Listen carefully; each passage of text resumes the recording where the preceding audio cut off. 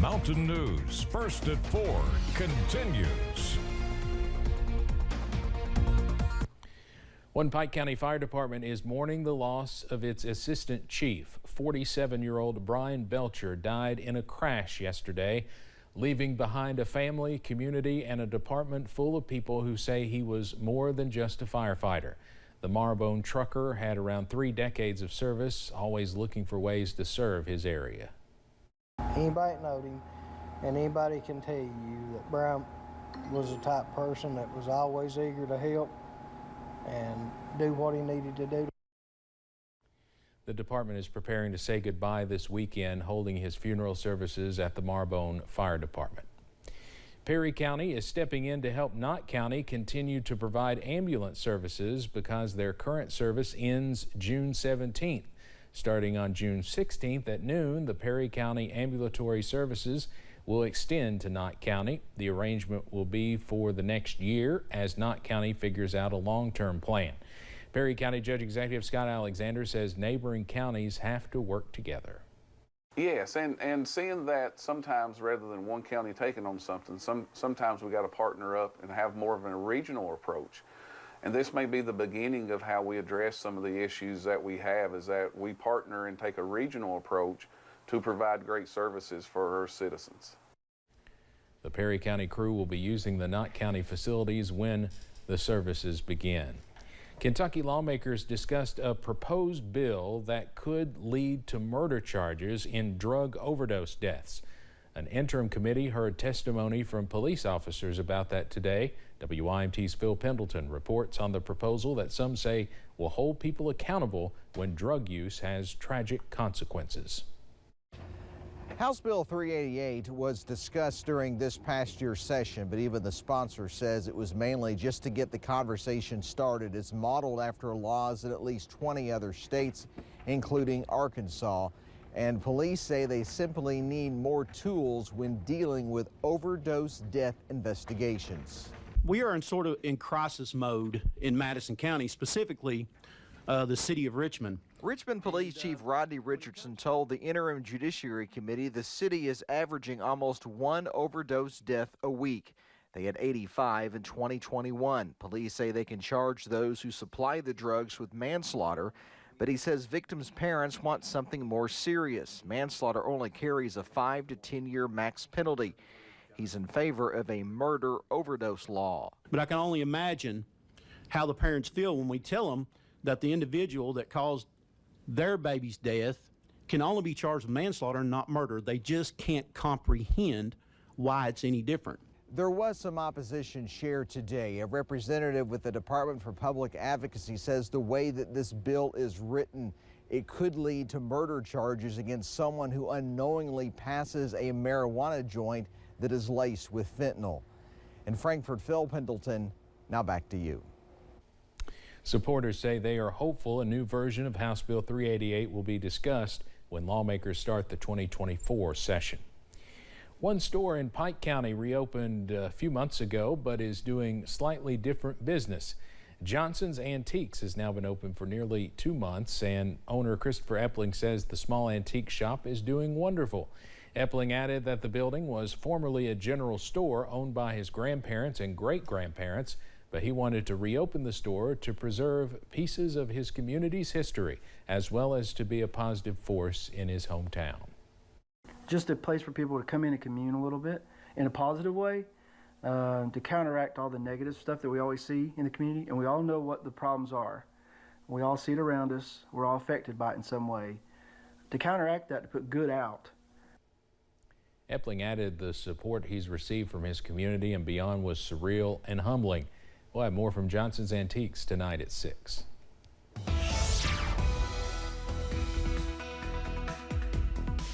Plenty of sunshine out there this afternoon. It's been a pretty nice day all throughout today, and a lot of us, it's just about the perfect day outside. Here's the view from Buffalo Mountain in southern Perry County. Low 70s outside right now. A little bit of that wildfire haze working back in, but it's still not as thick as it is out into portions of the northeast. There's the view from UVA Wise. Less smoke, cooler air. 63, the current reading out in Southwest Virginia. They remain in the 60s in some spots. Even Pikeville's at 67. A lot of us in the low to mid 70s, though, at this hour. Dew points are in the 40s. It's very comfortable outside.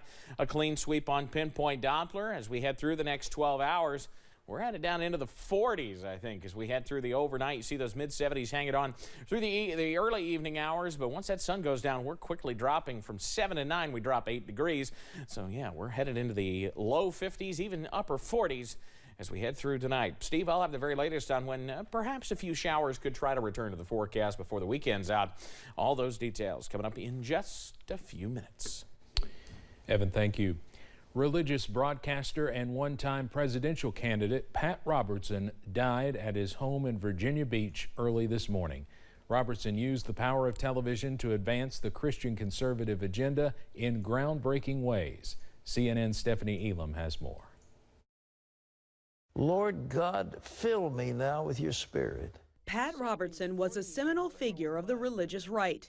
He founded the Christian Broadcasting Network, the political advocacy group, the Christian Coalition, and the Christian College Regent University. But he was also known for his outspoken views on homosexuality, feminism, and a host of other hot-button issues. There isn't one single civilization that has survived that had openly embraced homosexuality. In 2001, he agreed with fellow televangelist Jerry Falwell that God allowed the 9/11 terrorists to succeed because America had moved to the left and removed religion from the mainstream. I totally concur. The Yale Law School graduate and Korean War vet had a religious awakening in the late 1950s. He bought a bankrupt local station in Portsmouth, Virginia, and it became the first outlet for the Christian Broadcast Network. It was the first Christian TV network in the U.S. and became one of the world's largest TV ministries. Its flagship program was The Daily Show he hosted, The 700 Club, named for the 700 donors who launched it in 1961. I plan to make a formal announcement of my candidacy for the Republican nomination for the presidency of the United States. Robertson, whose father was a congressman and U.S. senator, ran as a Republican presidential candidate in 1988. He came in second in the Iowa caucus, but his campaign didn't fare as well in other primary states.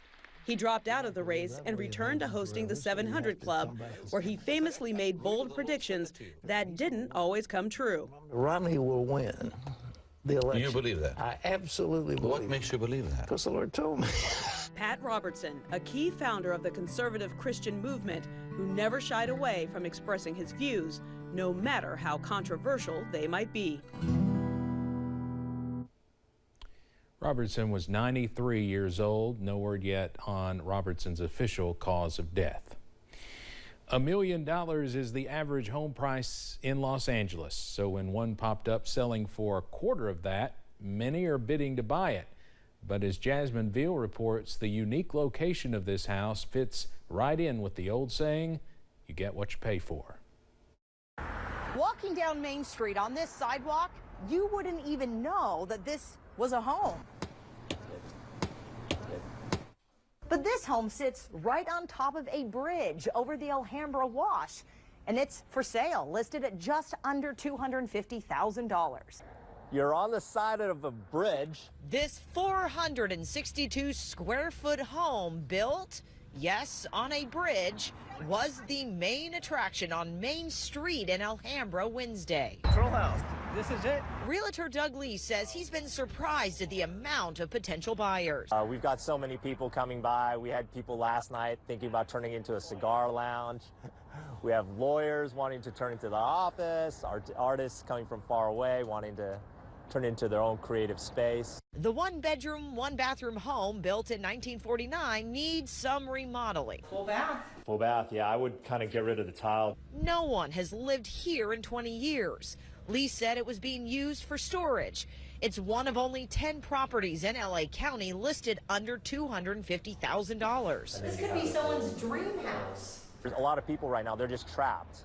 You know, the housing's just gotten so expensive, so unless you have dual income or incredibly high income, it's just really hard to get in. So for many people, this is an opportunity to own some real estate with a porch and a rooftop patio, but no parking spot or driveway. Well, it has potential. Yeah. Yeah, I like the view. And one thing that is still up in the air is who actually owns a piece of bridge under the house. If it's owned by the Public Works, if anything happens, they're going to fix it. Lee says he's confident that this unique treehouse on Main will be off the market very soon. There have already been 10 offers over asking, and another open house will be held this weekend.